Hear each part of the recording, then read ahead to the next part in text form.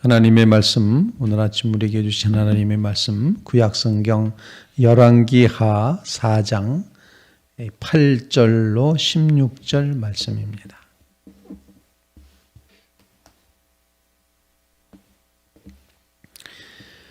열왕기하 4장 8절로 16절 말씀. 하루는 엘리사가 수넴에 이르렀더니 거기에 한 귀한 여인이 그를 간곤하여 음식을 먹게 하였으므로 엘리사가 그곳을 지날 때마다 음식을 먹으러 그리로 들어갔더라. 여인이 그의 남편에게 이르되 항상 우리를 지나가는 이 사람은 하나님의 거룩한 사람인 줄을 내가 아노니 청하건대 우리가 그를 위하여 작은 방을 담 위에 만들고 침상과 책상과 의자와 촛대를 두사이다. 그가 우리에게 이르면 거기에 머물리이다 하였더라. 하루는 엘리사가 거기에 이르러 그 방에 들어가 누웠더니 자기 사환 게하시에게 이르되 이 수넴 여인을 불러오라 하니 곧 여인을 부르매 여인이 그 앞에 선지라. 엘리사가 자기 사환에게 이르되 너는 그에게 이르라. 네가 이같이 우리를 위하여 세심한 배려를 하는도다. 내가 너를 위하여 무엇을 하랴? 왕에게나 사령관에게 무슨 구할 것이 있느냐 하니 여인이 이르되 나는 내 백성 중에 거주하나이다 하니라. 엘리사가 이르되 그러면 그를 위하여 무엇을 하여야 할까 하니 게하시가 대답하되 참으로 이 여인은 아들이 없고 그 남편은 늙었나이다 하니 이르되 다시 부르라 하여 부르매 여인이 문에 서니라. 엘리사가 이르되 한 해가 지나 이때쯤에 네가 아들을 안으리라 하니 여인이 이르되 아니로소이다. 내 주 하나님의 사람이여 당신의 계집종을 속이지 마옵소서 하니라. 살아계신 하나님의 말씀입니다. 오늘 본문 말씀은 엘리사라는 선지자가 이제 백성들 가운데 살고 있었던 평민의 그런 모습의 삶을 살고 있었다는 것을 전해주고 있는 것이 아닌가 생각을 합니다. 엘리사는 어디 숨어 있거나 그러지 않았었고 그저 여행길을 왔다 갔다 하면서 갈멜에서부터 수넴까지 이르렀고 이렇게 평민들과 함께 살고 있는 그런 모습을 보여주고 있습니다. 오늘 본문 말씀은 수넴이라는 곳에 갔을 때 그곳에 한 귀한 여인이 거기에 있었다 이렇게 말합니다. 흔히 말하는 수넴 여인이라고 표현하는 이 여인의 모습을 보여주고 있는데 이 여인이 아마 그렇게 가난한 여인은 아니었던 것 같습니다. 앞서서는 선지자 생도의 그 이제 아내 홀로 되었던 그 여인은 가난했기 때문에 아들들이 자식으로 팔려갈 처지에 있었지만 엘리사가 그들을 건져냈고 구원해줬고 빚에서부터 자유하도록 풀어준 이야기와 함께 오늘 본문에는 비교적 부유한 여인, 아마 그렇게 표현할 수가 있겠는데 새 번역 성경에는 한 부유한 여인이 있었다 이렇게 적고 있습니다. 한 귀한 여인, 그녀가 엘리사를 간권하여 음식을 먹게 하였다. 그래서 엘리사는 그곳을 지날 때마다 거기에 들려서 음식을 먹곤 했습니다. 우리는 이 본문을 읽으면서 여인이 엘리사를 잘 대접했구나라는 사실을 기억하면서 유목민이었던 그 백성들의 삶의 습관 중에 하나, 중요한 덕목 중에 하나, 지나가는 나그네를 환대하는 일이 그들의 이제 아주 중요한 습관이었고 관습이었습니다. 그리고 그것이 유목민의 어떤 면에서 보면은 생존 전략이기도 했습니다. 사막지대와 같은 시대를 살아가는 사람들에게 지나가는 나그네를 물을 제공하고 음식을 제공한다는 것은 그 사람의 생명을 연장시키는 의미가 있었고 또 자신도 그런 여행길에 떠났을 때 다른 유목민을 만나면은 또 똑같이 그렇게 환대를 받곤 했던 것을 보게 됩니다. 그래서 성경 안에서 특별히 이제 모세오경 여기서 가르쳐 주는 내용 중에 이 환대라고 하는 이제 이 사실, 이것이 굉장히 신앙인의 덕목으로서 반드시 가져야 될 그런 요소라는 것을 우리에게 가르쳐 주고 있습니다. 환대한다. 그리스도의 몸된 교회인 아현중앙교회가 이곳에 이제 새롭게 세워지고 아파트 주민들이 입주해 왔을 때 우리의 1, 2년 동안을 우리는 환대하는 목회를 했습니다. 환대하자라고 하는 그런 이제 집중적인 환대의 시간을 가졌었습니다. 이처럼 환대하는 것, 이것은 그리스도인의 덕목 중에 하나다라는 것입니다. 마음을 열고 다른 사람을 받아들이는 그런 자리에 서는 것, 이것은 정말 그리스도인으로서 아주 감당해야 될 중요한 덕목이기도 한데, 그래서 이 주일 새벽에 우리의 마음속에 하나님 넉넉한 마음, 환대하는 마음, 열린 마음 우리에게 허락해 주시옵소서. 그런 간구를 주님 앞에 첫 번째로 올릴 수 있게 되기를 간절히 바랍니다.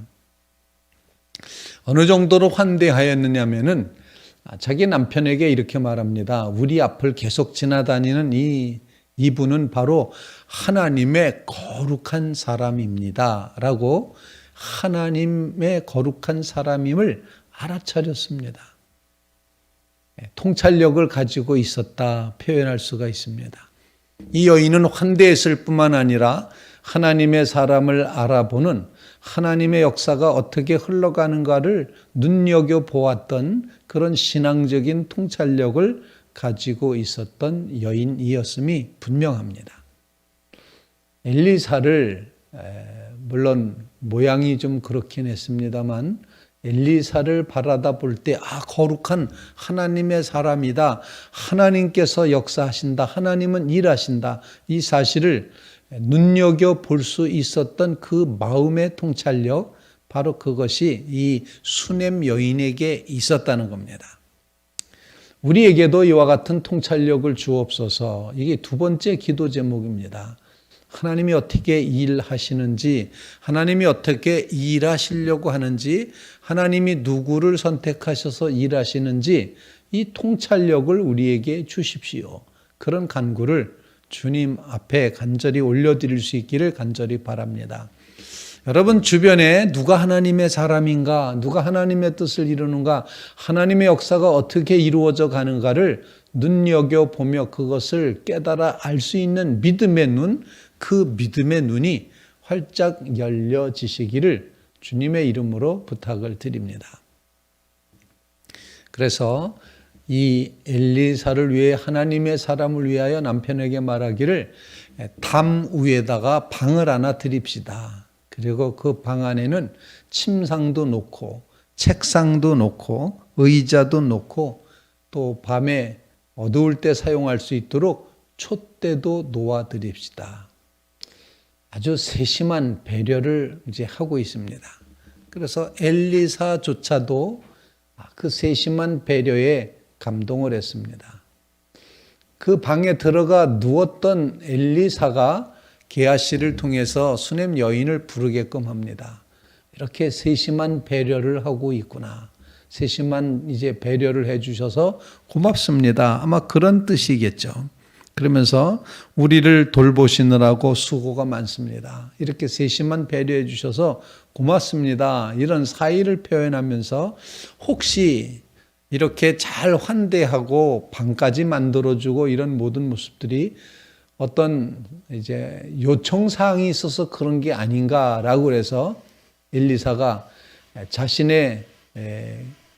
자기 자신이 가지고 있는 그런 어떤 권위, 위치 이런 것들을 이용해서 내가 해줄 수 있겠다. 이렇게 생각을 해서 왕에게 부탁을 해줄까요? 아니면 군사령관에게 부탁을 해줄까요? 라고 그렇게 질문합니다. 그때 놀랍게도 이 여인이 하는 대답은 나는 백성들 가운데 아주 평안히 잘 살고 있습니다. 그렇게 표현을 하고 있습니다. 즉 저는 저와 저의 백성들 사이에는 아무런 꺼리낌이 없습니다. 원한이 없습니다. 무슨 부탁할 일이 없습니다. 관계가 원만합니다. 아마 이런 고백을 하였습니다. 정말 이 여인은 환대와 함께 통찰력을 가졌고, 그리고 그 환대하는 마음으로 인해서 주변 사람들과도 꺼리낌 없이, 송사할 일 없이, 충돌 없이 그렇게 살아갔던 그런 모범적인 여인이었다라고 생각을 하게 됩니다. 하나님께서는 이와 같은 여인에게 꼭 필요한 것이 무엇인가를 게하시를 통해서 이제 엘리사에게 고백하게끔 하고, 그리고 오늘 본문 마지막 부분에 보면은 1년 후면은 당신이 아들을 안게 될 것입니다. 이렇게 말하고 있습니다.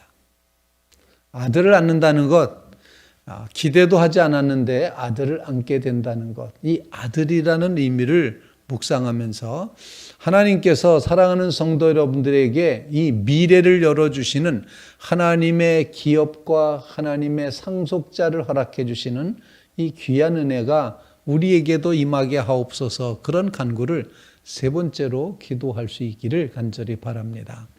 이 자녀를 준다는 것, 아들을 준다는 것, 이것은 바로 하나님의 기업이 물려져 간다는 의미이고, 하나님의 유산이 이제 이 여인에게 주어질 수 있음을 가르쳐 준 그런 말입니다. 한 해가 지나 이때쯤 되면 내가 아들을 안으리라 라고 대답을 이제 그렇게 이야기를 하자 이 여인이 이런 대답을 합니다. 아닙니다. 저를 놀리지 마십시오. 라고 그렇게 표현을 하는 거죠. 속이지 마십시오. 겸손하게 사양을 하고 있습니다. 이 여인은 이와 같은 품성, 이와 같은 모습을 통해서 결국에는 그 다음 우리가 읽지 않았지만 이제 다음번에 읽을 17절 말씀에는 여인이 과연 잉태하여 한 해가 지나 이때쯤에 엘리사가 여인에게 말한 대로 아들을 낳았더라 라고 말하고 있습니다. 하나님께서 믿음의 유산, 기업, 축복을 허락하셨더라라는 그런 말씀입니다.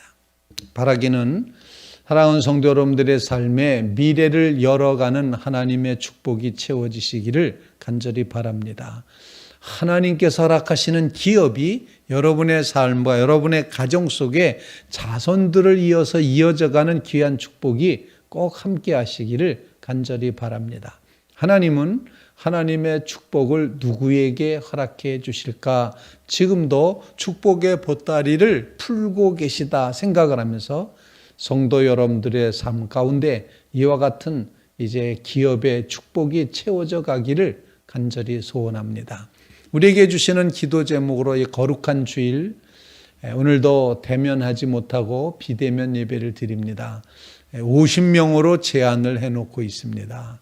하지만 하나님 앞에 예배할 때 우리가 대면을 하든지 교회에 올 수 있든지 아니면 우리가 처해 있는 곳에서 경건한 마음으로 시간과 장소를 거룩하게 구별할 때 하나님께서 우리 가운데 찾아오시고 만나 주실 줄로 분명히 믿습니다. 하나님 오늘도 우리에게 환대하는 믿음을 허락하여 주시고 하나님의 역사를 알아차리는 신앙의 통찰력을 허락하여 주시고 하나님이 주시는 믿음의 유산이 가정 안에서 면면이 이어져 갈 수 있도록 복내려 주시옵소서. 이와 같은 간구로 주님 앞에 기도함으로 경건한 거룩한 주일, 거룩하게 주님을 모시고 나가는 귀한 하루가 되시기를 주님의 이름으로 축원을 드립니다. 이제 한가위의 이 마지막 끝자락에 서서 사랑하는 성도 여러분들의 삶에 풍성한 하나님의 은혜가 더욱 같이 하시기를 간절히 바라고, 이 재난의 시절을 하나님께서 우리에게 주셨는데 우리로 하여금 더 깊이 하나님의 품 안으로 파고들고 더 겸손히 주님의 뜻을 구하며 서는, 이제 묵상하며 서는 그런 귀한 절기가 되시기를 주님의 이름으로 부탁을 드립니다.